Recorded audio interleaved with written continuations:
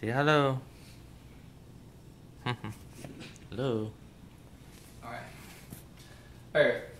If you think about the letters E-A-R-T-H, if you look closely at the inside, you see A-R-T, which creates the word art.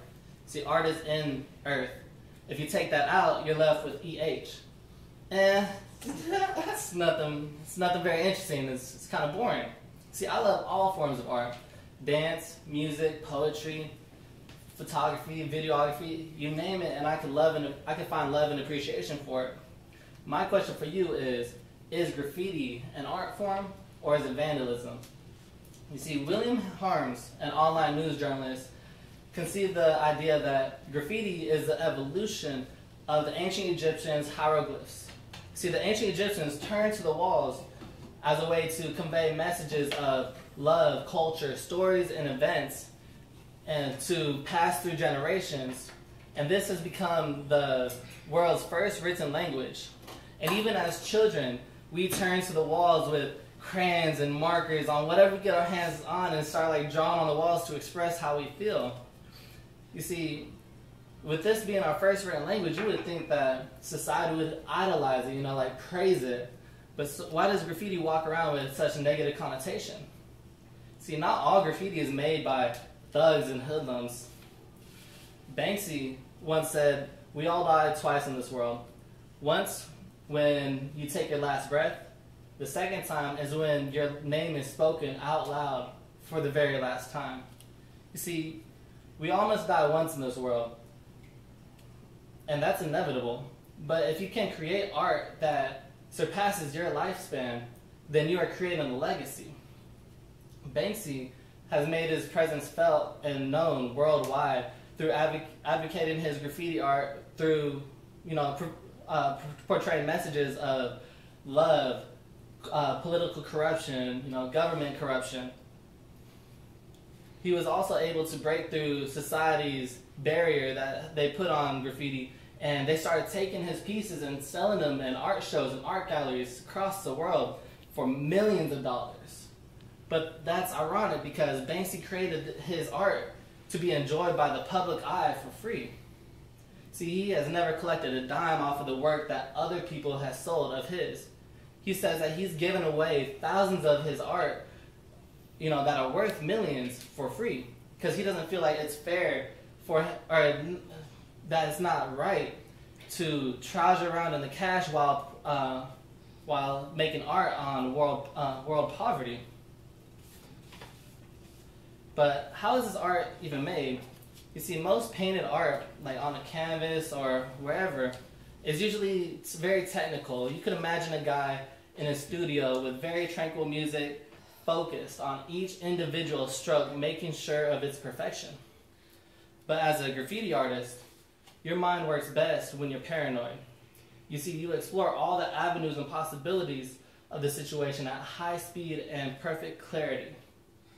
Imagine running through the streets, hopping over fences, climbing rooftops, hanging off of bridges, underneath freeway passes. And we all, just that alone, the athleticism in it, that's a feat of its own. And we all know what a spray can sounds like. It's loud, it's got that metal ball inside. So we gotta be quiet, we have to be stealth like a ninja. You see, we simply provide this world with a more colorful aspect. We're an addition to the world. And art in a frame is like an eagle inside of a cage. You just can't contain it. I understand that as under the circumstances we go through, like I mentioned earlier, that not all of our art is appealing to the public eye. That's why we have black books. Here's my black book right here. They're very notorious. I'll show you guys a few pieces. This is where I spend most of my time going through painting, drawing, smelling up the fumes of Sharpies and paint markers. I'm just kidding.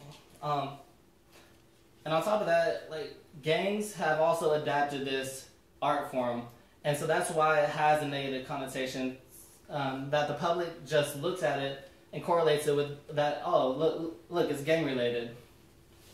But on the contrary, graffiti promotes a more motivational and inspiring culture. You know, it wants to help everybody at the bottom, you know, find a more positive way to get through life in a more happy state.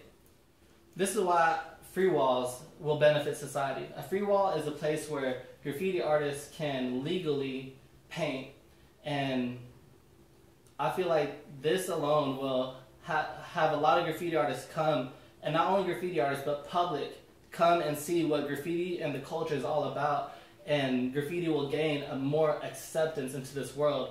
I know there are a few free walls out throughout the United States, but I advocate that they produce more. Graffiti artist Zoe Mo of Dakar once said, "We aren't many. You see, graffiti doesn't cheat. Rap, on the other hand, you can have a horrible lyric on top of a really cool beat and instruments, and it'll make up for it. See, graffiti is a freestyle that you can't fake." On a final note, billboards and advertisements are surrounding the city on every corner you turn, and they never once asked permission to put themselves there. They never once asked us if we wanted it there. So we take our own ability to paint without their permission and try to show a brighter light for people and color the world in a more happy and just, you know, bright way. So we paint without their permission. And Banksy once said again, "Graffiti is one of the few tools that we have if you have almost nothing.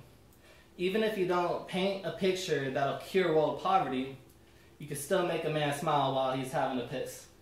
Thank you.